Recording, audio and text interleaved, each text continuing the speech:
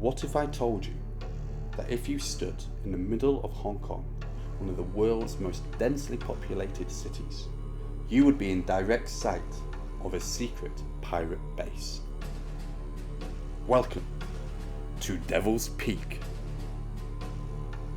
If you want to learn more about Hong Kong's abandoned mysteries, don't forget to like, share and subscribe to our channel.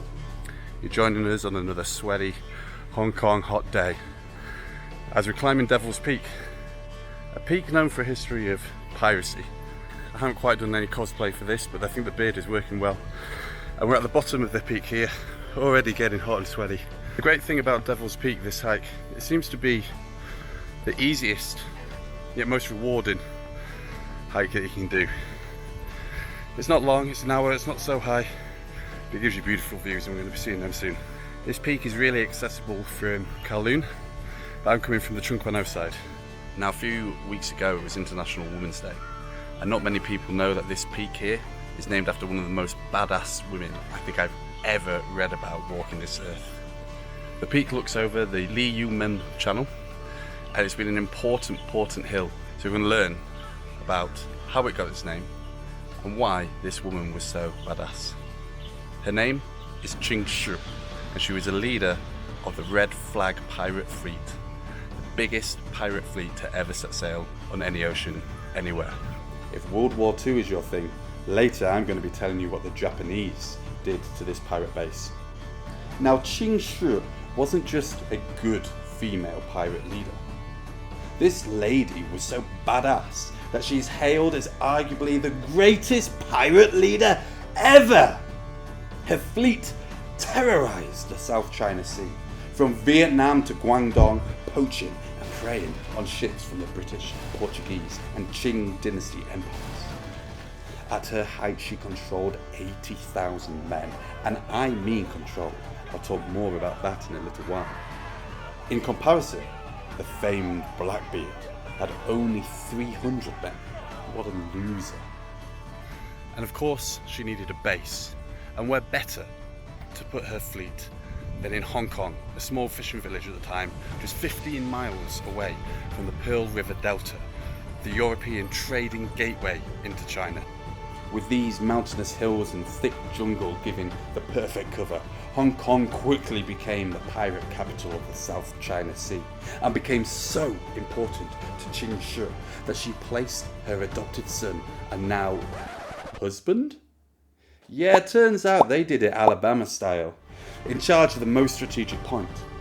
As mother and son/husband duo flourished, the base of operations gained a name which would strike terror into the stuffy bigwigs behind their oaken desks back in the imperial European capitals.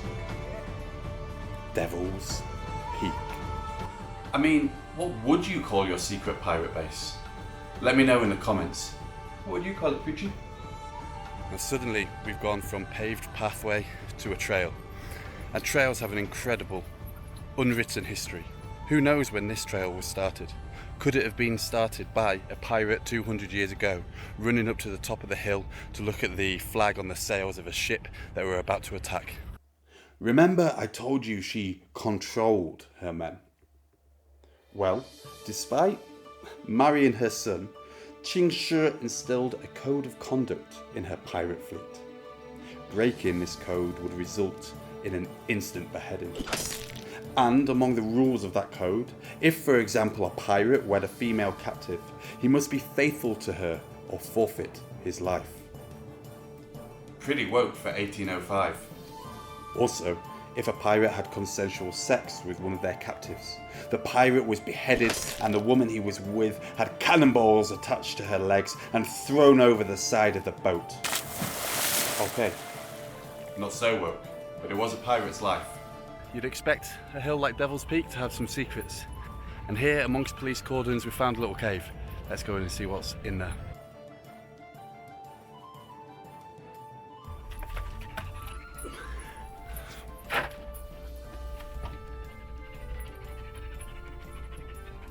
So this cave looks about waist high. It's going to be very difficult for me to get any further in. But it makes you think about the mysteries of this hill. Could this have been a pirate smuggler's cave to store stashed goods? Or was it built by the Japanese or the British? All I know is I'm going to have to get out of here before my legs give way. From this very hill, Ching Shih and the Red Flag fleet were so terrifying, so brutal, and so successful that they became a major pain in the cannonball for the Qing dynasty, who in the end said, if you can't beat them, join us.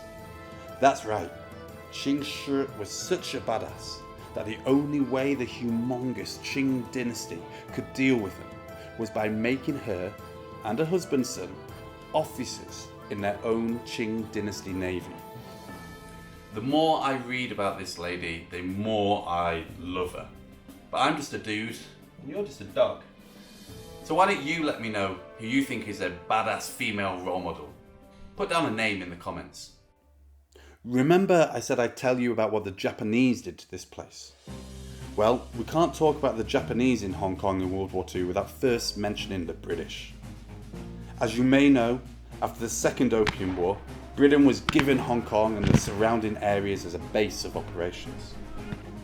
Under British rule, Hong Kong flourished into an international trading hub. Devil's Peak here, at 220 metres high and overlooking the mouth of the Lei Yue Mun channel, became critically important to controlling what came in and out of the island city. And you can see why with panoramic views like this. Most of the land of Kowloon here was still underwater. It would be a few hundred years before they dredged up this land and made it into the skyscrapers we can see today. So looking out on this point gave you a strategic view straight into the heart of Hong Kong Harbour and the distant Pearl River Delta. So the British did what the British do and built 2 huge gun batteries and rooms for the officers. This is the lower one and was named Pottinger Battery. Now Pottinger was an interesting cat. He had made his name travelling through Persia and India as a white guy disguised as a Muslim merchant before being dispatched to China.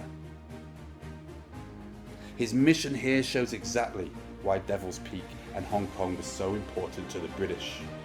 Quote, "Don't give up Hong Kong unless you find another island in Canton better adapted for the purposes in view, equally defensible and affording sufficient shelter for ships of war and commerce."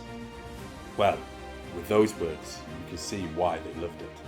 Pottinger Battery was equipped with a BL 9.2 inch Mark 9 and Mark 10 guns, which was so successful as naval and coastal defence guns. They were in operation in the British Empire till the 950s, and I think till 1994 somewhere in Portugal. The mount here, in which you can see Tiffany, would allow the gun to track and swivel to any enemy ships attempting to cross a small strait. At first, you would have to operate it by a hand wheel, imagine that, but by 1930s the British had installed a hydraulic system. This gun would have been able to throw a shell about half the size of a man or one full-size Tiffany over 30 kilometres, meaning I could lob one of the 170 kilo shells over Hong Kong Island, hitting the power station on Lama in the distance. But with such heavy shells, how did you move the ammunition? Well, let's have a look. Built deep into the hillside, here we find the remnants of a thick concrete bunker. You'll notice that the remains are long and narrow, and it is here where men would sleep next to the ammunition stores. A track would run straight into the battery, allowing for quick and easy loading into the guns. Most of the fortress today has been filled in, either intentionally or unintentionally, but you can still grasp the impressive sense of security that the soldiers based here must have felt. But as I said, there were 2 guns here. This is the upper one. Gough Battery is named after Viscount Gough, a commander of the British forces in China. Originally this one would have had 2 smaller 6-inch guns before being replaced by the same 9.2 incher that the lower battery has. Ooh la la. From here you can really get a sense of the strategic importance and military might of this former pirate base. Which brings us finally onto the Japanese. They made pretty short work of Hong Kong, attacking the day after Pearl Harbor and wresting control by Christmas. Just under a month. And like most of their attacks over Asia and the Pacific, they took the British by surprise. These guns are pretty hefty, but they were facing the wrong way.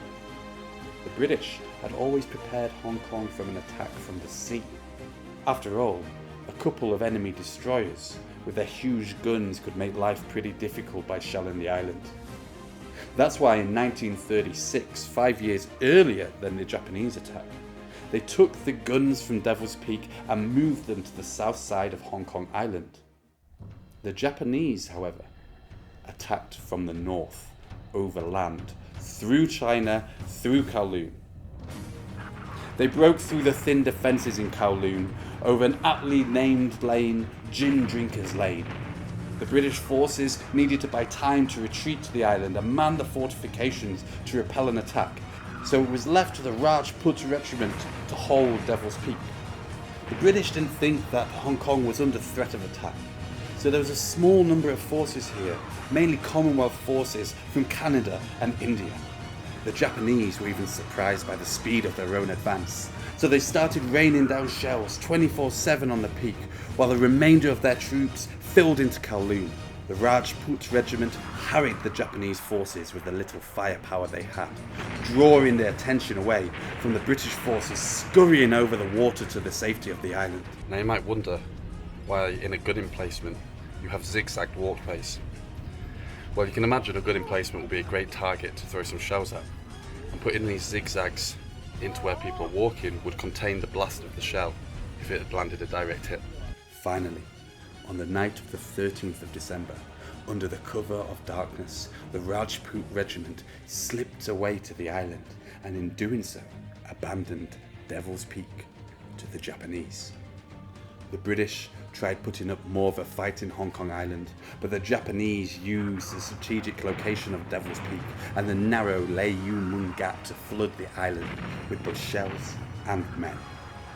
Within just 12 days of the fall of Devil's Peak, the governor of Hong Kong surrendered the island to the Japanese.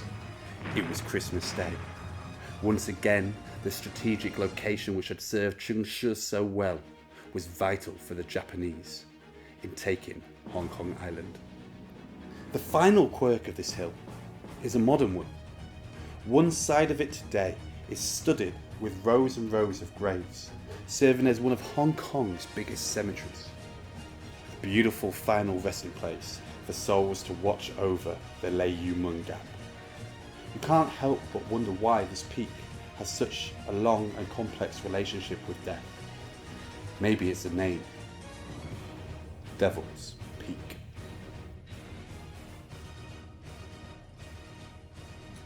Hong Kong is a place which is full of amazing abandoned locations. And here on Don't Tell Tiffany, we give you real footage, real views, and real experiences. So if you know of a secret abandoned place here in Hong Kong, why don't you give this video a like and tell us where to go next in the comments. We'll see you next time. Bye bye.